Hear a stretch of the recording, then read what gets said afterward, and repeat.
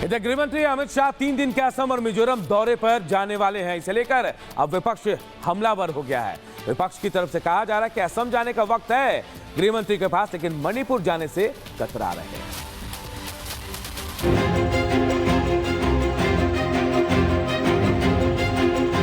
अमित शाह आज से 3 दिनों के दौरे पर असम और मिजोरम जा रहे हैं।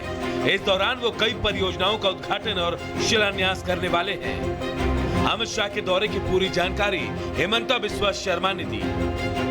14 मार्च देर शाम को जोरहाट पहुंचेंगे। 15 मार्च को लाचित बरफुकन पुलिस एकेडमी के नए परिसर का उद्घाटन करेंगे। 16 मार्च को मिजोरम में अखिल बोडो छात्र संघ के सम्मेलन में हिस्सा लेंगे। 16 मार्च को ही वापस गुवाहाटी आकर 8 राज्यों के मुख्यमंत्रियों से बैठक करेंगे। फिर यहां से दिल्ली के लिए अमित शाह निकल जाएंगे। लेकिन अमित शाह के इस दौरे से कांग्रेस को लगता है जैसे मिर्ची लग गई है। कांग्रेस पूछ रही है कि मणिपुर का दौरा उनकी सूची में क्यों नहीं है। कांग्रेस महासचिव जयराम रमेश का कहना है कि मणिपुर के लोग समस्या के समाधान के लिए केंद्र सरकार के बड़े नेताओं का इंतजार कर रहे हैं।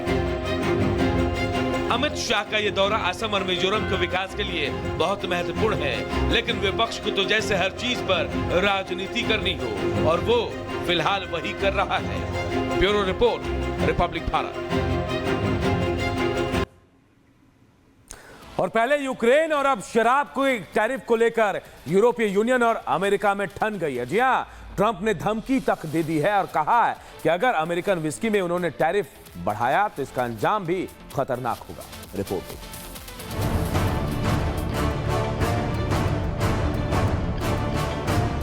डोनाल्ड ट्रंप ने जब से राष्ट्रपति का पद संभाला है, तब से वो दुनिया भर के देशों पर टैरिफ वॉर कर रहे हैं। अब स्टील और एल्यूमिनियम पर टैरिफ को लेकर कारोबारी जंग छिड़ी ही थी कि अब शराब पर टैरिफ को लेकर यूएस और यूरोपीय देशों में ठन गई है। और तो और बात इतनी बढ़ गई कि डोनाल्ड ट्रंप ने यूरोप को खुल्लम खुल्ला धमकी दे डाली है।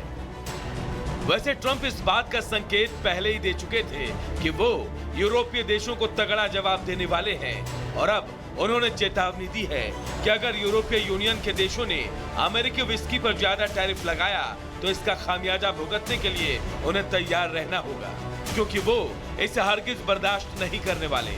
और अगर ऐसा हुआ तो वो यूरोपीय शैंपेन और शराब पर 200% तक टैरिफ लागू कर देंगे।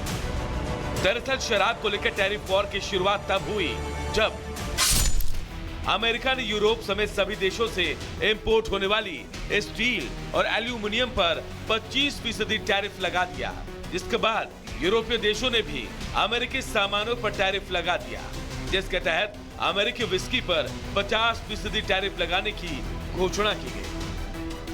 बस इसी फैसले से डोनाल्ड ट्रंप भड़क गए और उन्होंने सोशल मीडिया पर यूरोपीय देशों को धमकाते हुए लिखा, अगर ये टैरिफ तुरंत नहीं हटाया गया तो अमेरिका जल्द ही फ्रांस और यूरोपीय संघ के अन्य देशों से आने वाली सभी वाइन, शैंपेन और अल्कोहल उत्पादों पर 200% शुल्क लगाएगा, जो अमेरिका में वाइन और शैंपेन के कारोबार के लिए बहुत अच्छा होगा। हालांकि ये पहली बार नहीं है जब यूएस और यूरोप आमने सामने हो।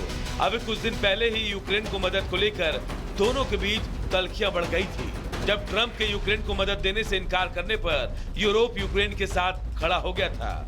ऐसे में अब देखना होगा कि ये टैरिफ वॉर कहां जाकर थमता है। Bureau report, Republic Bharat.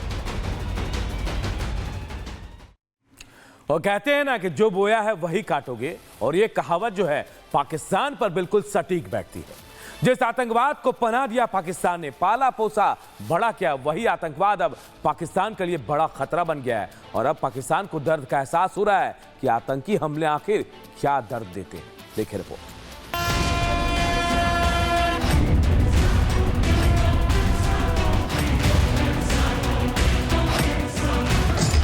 Pakistan के लिए मुसीबतें कभी एक एक कर नहीं आती, जब आती हैं तो पाकिस्तान उनसे पूरी तरह घिरा होता है। और फिलहाल पाकिस्तान का समय वैसा ही चल रहा है।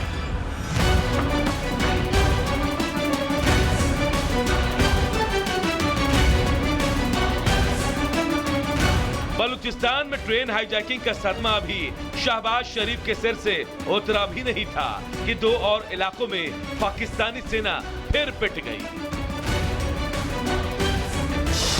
वजीरिस्तान इलाके में पाकिस्तानी सेना के शिविर पर आत्मघाती हमला हुआ। आत्मघाती हमला करने वाला तहरीके तालिबान का आतंकी बताया जा रहा है। जानकारी ये भी सामने आ रही है कि सैन्य शिविर का एक बड़ा हिस्सा नष्ट हो गया है और दर्जनों सैनिक और सुरक्षाकर्मी मारे गए हैं। इस दौरान दोनों ओर से जमकर गोलीबारी हुई। मुसीबत की दूसरी खबर खैबर पख्तूनख्वा इलाके से आई, जहां फ्रंटियर कॉप्स कैंप के पास एक आत्मघाती हमले की कोशिश हुई। पाकिस्तानी सुरक्षा बलों ने इसे हालांकि नाकाम कर दिया। आतंकवाद का साथ देकर दूसरे इलाकों में अशांति फैलाने वाले पाकिस्तान को अब उसी का पाला हुआ सांप डस रहा है। एक रिपोर्ट के मुताबिक जनवरी 2025 में देश में आतंकी हमलों में तेजी दिखी, जो पिछले महीने की तुलना में 42% ज्यादा है। सबसे अधिक प्रभावित प्रांत खैबर पख्तूनख्वा रहा, वहीं दूसरे स्थान पर बलूचिस्तान।